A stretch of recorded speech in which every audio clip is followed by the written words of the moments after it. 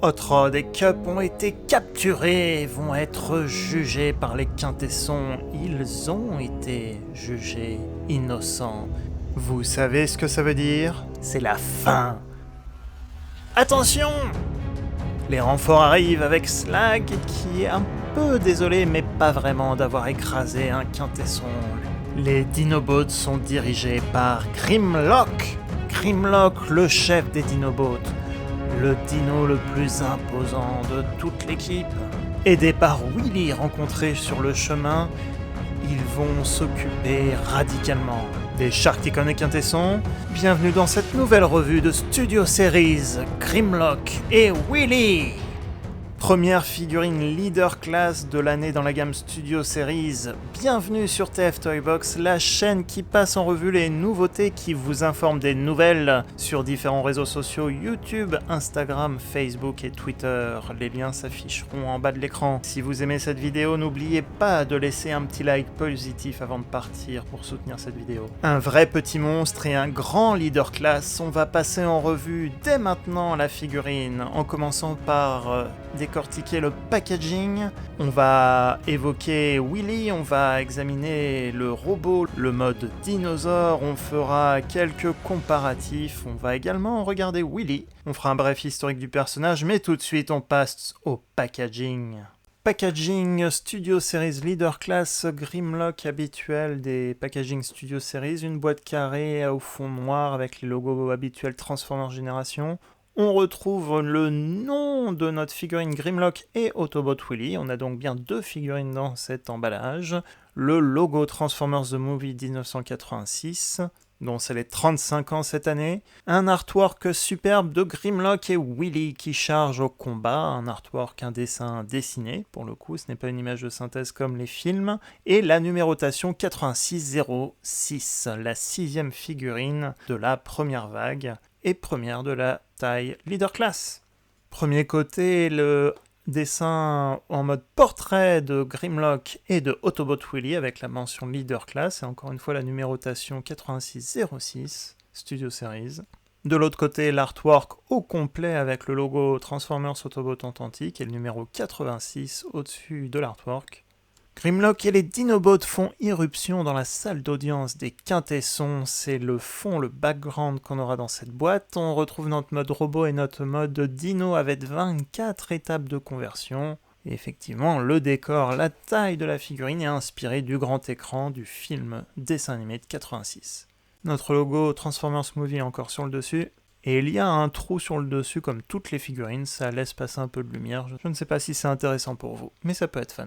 Unboxing, nos figurines sont attachées avec l'accessoire le pistolet, on retrouve notre fond de la salle d'audience, les instructions avec un nouvel artwork de Grimlock et Autobot Willy, et notre fond qui a le logo Transformers le film, la numérotation 8606 Studio Series, qui va permettre de mettre en scène vos figurines avec ce fond. Le fond est tiré de la scène de l'attaque des Dinobots dans la salle de jugement des Quintessons. C'est la reconstitution qu'il y avait en intro de cette vidéo.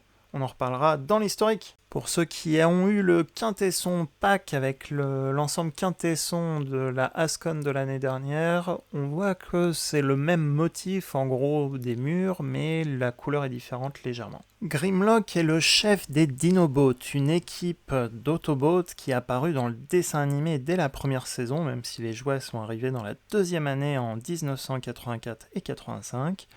Un Tyrannosaure Rex qui à l'époque était dessiné avec ce qu'on savait des tyrannosaures, c'est-à-dire qu'ils étaient un peu debout sur leur queue comme Godzilla. C'est la façon dont on voyait les T-Rex dans les années 80 avant de faire plus d'évolution, plus d'avancées dans le domaine. Deux personnalités différentes selon les histoires. Dans le dessin animé, c'est plutôt un dinosaure bébête. À l'image des dinosaures, il a une petite cervelle, comme tous les Dinobots. Il est pas très malin, mais très puissant. En revanche, dans les BD Marvel, l'auteur Simon Furman en a fait un de ses chouchous. C'est un leader de Dinobots qui est un fin stratège, un leader des Dinobots qui deviendra même leader des Autobots, extrêmement intelligent et parfois violent. Dans les deux cas, c'est un des Autobots les plus forts de l'univers Transformers, et dans les deux cas, il a un problème de prononciation, donc il a du mal à s'exprimer, en prononçant toujours ses phrases commençant par Me Grimlock, Me Grimlock. Personnage populaire qui aura le droit à un repeint du Raptor Beast Wars en étant le même personnage et qui fera une apparition dans des BD Beast Wars. Il reviendra ponctuellement dans plusieurs univers, notamment l'univers du jeu vidéo Fall of Cybertron, également dans la série Animated, où il sera présent aux côtés de Swoop et de Snarl, Slag qui aura dû changer de prénom. Il aura fait bien sûr son apparition au grand écran dans les films de Michael Bay également dans Age of Extinction. La version Studio Series représente donc la version Génération et particulièrement son apparition dans le film de 1986, le grand dessin animé du 1h30, une équipe de soutien capable de faire face à Devastator, qui vont s'envoler dans l'espace également avec le reste des Autobots et qui vont se retrouver sur Quintessa. Ils vont libérer Cup et Hot Rod et en même temps renverser le pouvoir des Quintessons en retournant les Sharkticons vers leur maître. On commence par l'accessoire, ou dois-je dire la deuxième figurine de ce pack, Autobot Willy, qui est une figurine en plastique non transformable malheureusement, et qui a les genoux pliés, donc il n'est pas simple à stabiliser, mais selon les angles, il peut tenir debout sur une surface plate. Un beau logo Autobot sur le torse, une tête articulée sur un ball joint, les bras et les jambes seront également articulés, on va le voir tout de suite. Il a même des petits yeux bleus qui sont peints. L'articulation des bras va permettre à Willy de poser en tirant avec son arme fétiche. Il a donc les doigts qui vont pouvoir tirer sur la ficelle, l'arme... ça va pas ce soir.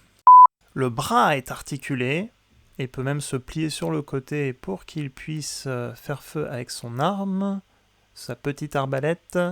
Lance-pierre, bien sûr, lance-pierre même s'il n'aura pas des pierres pour lui, donc il peut prendre la pose. Le lance-pierre en lui-même est un accessoire qui peut se détacher de sa main, mais il a une poignée trop petite pour être mise dans une main de 5 mm comme une figurine Deluxe Voyager ou Leader. Il a des petits points dans les genoux également, des petits trous dans les genoux, et un petit picot à l'arrière de la cuisse gauche qui vont lui permettre de se connecter à Grimlock. Bon, mais comme on le voit ici, c'est pas simple. Il est aussi articulé à la taille, mais ce sera pas simple de le faire poser en tout cas. C'est quand même un accessoire, une belle figurine bien sympatoche qui va accompagner Grimlock pour cette scène mythique. Après, c'est peut-être juste dommage que Willy ait pris peut-être la place d'un accessoire plus utile pour Grimlock comme une épée ou bien sa couronne fétiche. Une version transformable dans la série Titans Return de Willy en taille Legend Class était sortie il y a 4-5 ans dans la Prime War Trilogy.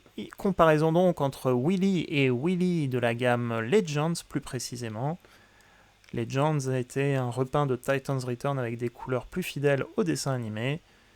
Donc vous avez à peu près l'idée de la comparaison de la taille, d'autant que Willy à gauche, livré avec Grimlock, a les genoux pliés, donc il sera pas bien grand. J'avoue, je préfère quand même mon Willy de la gamme Legends qui est totalement transformable. Mais après, le cœur de la figurine n'est donc pas là, le cœur arrive. Pour vous donner une idée, je vais vous rajouter aussi une figurine Deluxe de taille normale Deluxe, le Studio Series Cup qui vient également de sortir, donc il arrive à peu près au niveau du genou, un peu au-dessus du genou, au niveau de la cuisse, en termes de hauteur. On reprend notre Grimlock et sur le dessus des épaules, il y a un petit trou de chaque côté, ici et ici, qui vont permettre à Willy de s'asseoir sur son épaule en mode robot. Il y aura d'autres points de connexion pour le mode dinosaure, on le verra après. Comme je le disais, il y a un picot derrière la cuisse gauche qui va permettre à Willy de se connecter.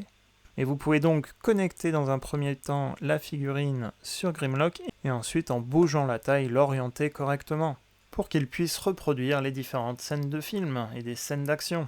Et maintenant on passe à la revue en mode robot de Grimlock en vue 360. À mes yeux c'est vraiment une belle bête, c'est le masterpiece qui a été réduit en taille génération, qui a gardé quasiment la même taille, avec bien sûr un peu moins d'accessoires et pas de métal, Mais c'est un super robot, super articulé, on va le voir tout de suite après, très impressionnant et qui va aller très bien avec les figurines War for Cybertron ou Studio Series du film. Avec des petits détails en plus, comme par exemple le fait qu'il va pouvoir lever les bras légèrement et lever les ailes qu'il a à l'arrière. On l'a vu rapidement, il a aussi des points de connexion qui vont lui permettre d'utiliser des armures de type War for Cybertron comme Cog, les Modulator et les Fossilizer de la gamme Kingdom. Un beau rouge, un beau gris, un beau doré, quelques touches de vert et de bleu en plus, et bien sûr la couleur noire pour son casque, ses cuisses et ses mains, et le gris pour le reste du corps. Et une tête impeccable pour reproduire Grimlock du dessin animé. On retrouve donc Grimlock en mode robot, et comme on le voit ici, c'est un Grimlock en fait ultra simplifié. Il a des détails sculptés sur tout le corps, il a quelques couleurs mais pas beaucoup de mélange de couleurs, c'est exactement pour reproduire la simplicité qu'on voit dans le dessin animé en termes de couleurs pour Grimlock. Et avec les comparaisons, on verra aussi son côté imposant en termes de taille. Son logo Autobot est caché sous sa plaque vitre teintée sur le torse, mais il a bien son logo Autobot visible. C'est moins visible à la caméra, mais il est bien là. On revoit le portrait de face de Grimlock et des détails sculptés de son casque, vraiment qui reproduit quasiment à la perfection le design du dessin animé, voire à la perfection. Je suis vraiment super impressionné par cette figurine. On va voir en même temps un petit peu les articulations, donc sa tête est sur un ball joint, il va pouvoir un peu pivoter, pas trop bouger la tête en arrière, mais il peut quand même pivoter. La partie arrière des ailes, ailerons entre guillemets, va pouvoir bouger aussi de haut en bas. C'est lié à la transformation, mais c'est un petit plus aussi pour le poser. Son logo Autobot est bien présent sur le torse, derrière la vitre fumée, la vitre teintée. On retrouve des petites touches de traits noirs, verts, rouges et bleus, exactement pour reproduire les stickers de l'époque ou le look de l'époque. Mais on va voir aussi que les chevilles sont articulées et qu'il y a aussi des points de connexion sous les pieds pour les armures Fossilizer. Et écoutez, il y a des ratchets, en tout cas il y a des indentations dans les cuisses qui vont permettre de soutenir cette figurine qui est plus grosse que la normale. Donc on a une figurine qui va être solide et qu'on va pouvoir poser correctement. Aucun problème en tout cas sur ma figurine, elle est articulée à la taille, à la tête, à l'épaule. L'épaule va même pouvoir, et le bras va pouvoir aussi bouger de haut en bas, mais aussi sur les côtés. On va pouvoir pivoter le bras et aussi la partie du bras après l'épaule. Donc on a vraiment plusieurs points de connexion. On a le coude, le poignet peut tourner aussi. On a une figurine articulée ultra classe, vraiment complète. Sur le côté, on retrouve des points de connexion sur lesquels on va pouvoir rajouter des blast effects d'explosion, mais aussi des armes comme les Fossilizer ou les modulars des gammes War for Cybertron. Grimlock aurait pu très bien finir dans la gamme War for Cybertron, mais peut-être qu'ils ont une autre idée en l'incluant dans la gamme Studio Series. Il a en tout cas tous les points de connexion. Démonstration Fossilizer avec Paleotrex de la gamme Kingdom. On va l'équiper petit à petit avec des accessoires en plus. Par exemple, le bouclier Predacon de Paleotrex va aller sur l'épaule. Vous allez pouvoir mettre aussi la tête soit dans le dos car il y a un point de connexion à l'arrière aussi, ça lui fait une belle décoration de tête de squelette. Mais comme cette partie-là de Paleotrex forme des canons et un sac à dos, on va remplacer les parties et mettre la tête de dinosaure au niveau du bras qui va en faire une arme redoutable supplémentaire pour Grimlock. Paleotrex est formé aussi d'armes de poing, en tout cas comme vous le voyez sur cette image, on peut facilement équiper Grimlock d'armes supplémentaires au niveau du côté des jambes, sous les pieds comme on l'a vu tout à l'heure, 2 points au niveau de chaque bras et 1 point à l'arrière pour le backpack. Et encore une fois ici. On peut lui faire vraiment prendre de super belles poses. Et comme vous le voyez sur ce visuel, le canon, je peux le stocker à l'arrière du mode robot. On attaque les comparaisons avec le Grimlock le plus récent de la taille Voyager Class, le Power of the Primes Grimlock, qui avait la capacité de s'assembler avec les 4 autres Dinobots de luxe pour former Volcanicus. Dans les deux cas, Grimlock sont très proches du jouet et du dessin animé, sauf que lui a un viseur rouge et des autocollants comme le jouet de l'époque. Les autocollants, c'était tous les voyageurs de Power of the Primes. Ce Grimlock a les yeux bleus comme dans le dessin animé. Et bien sûr, il est plus grand comme également le Deluxe Grimlock de la gamme Robots in Disguise 2015. Ici, c'est la version Gold Armor Grimlock avec une tête modifiée qui représentait Grimlock du dessin animé Génération 1. Comparaison avec les 4 autres Dinobots Deluxe, ce sont aussi les dernières versions qui sont sorties depuis les 3, 4, 5 dernières années. Je vous ai mis Slag en mode robot qui est d'une taille de luxe normale pour vous donner une idée. Les 3 autres Dinobots qui font bien petit maintenant par rapport à Grimlock, peut-être juste Swoop et à peu près à la bonne taille. Mais les autres faisaient déjà petits avec le Voyager Power of the Primes et là ils sont encore plus petits avec ce nouveau Leader Class. En espérant donc que Hasbro pense à faire de nouveaux Leader ou Voyager Class Studio Series pour le reste de l'équipe. Ce Studio Series représentant la version de 86 et n'étant pas un combiner, il ne permettra pas de s'assembler avec les figurines Power of the Primes. À moins d'avoir développé un adaptateur spécifique, je ne pense pas que vous puissiez faire un combiner avec ce Leader Class. Et c'est tant mieux parce que en lui-même, ce robot se suffit en termes de taille. Comparaison avec le reste des Autobots de la gamme Studio Series sortie cette année. Deluxe Blur, Jazz à gauche, Cup qui est une Deluxe et Hot Rod qui est un Voyager à droite. Voyager peut-être de même taille mais beaucoup plus complexe que les 3 autres à transformer. Comparaison avec 2 autres Autobots de la gamme Kingdom, Warpath et Uffer qui sont tous les deux des véhicules Autobots. Ils arrivent tous à peu près à la ceinture de Grimlock pour les Deluxe. Comparaison aussi avec Optimus Prime, avec qui il a souvent des désaccords. Optimus est bien sûr plus petit que Grimlock. Grimlock est bien plus imposant comme dans le dessin animé. Et comparaison avec le premier Grimlock de la gamme Studio Series, il s'agit de la version du film bien sûr, donc il est légèrement plus petit, mais il est quand même bien costaud. Les dessins animés et les films sur ce visuel sont bien différents en termes de réalisation de personnages. C'est parti pour la transformation, donc on va mettre les accessoires de côté pour l'instant. On commence tout simplement par rentrer les points au niveau des bras.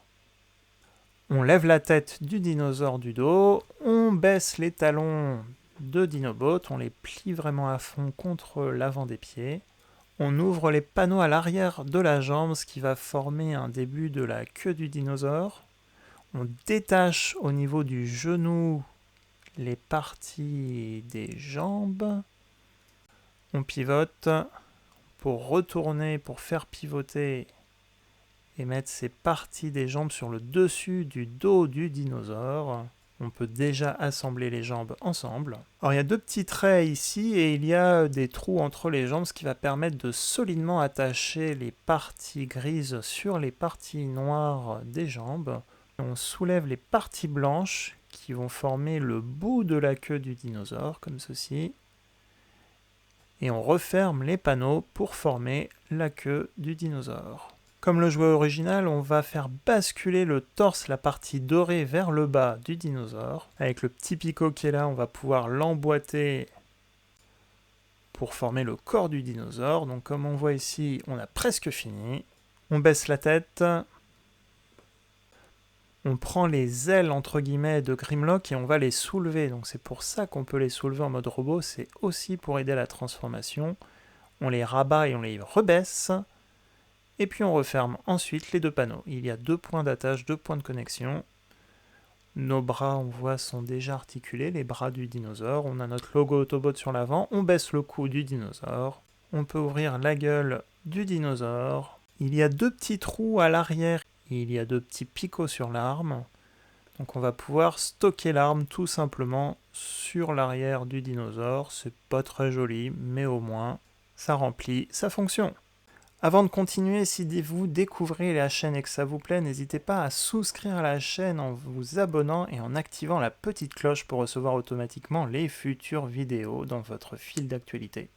On retrouve notre mode dinosaure qui repose sur ses pattes et sa queue arrière comme on l'imaginait dans les années 80, on sait que c'est faux maintenant.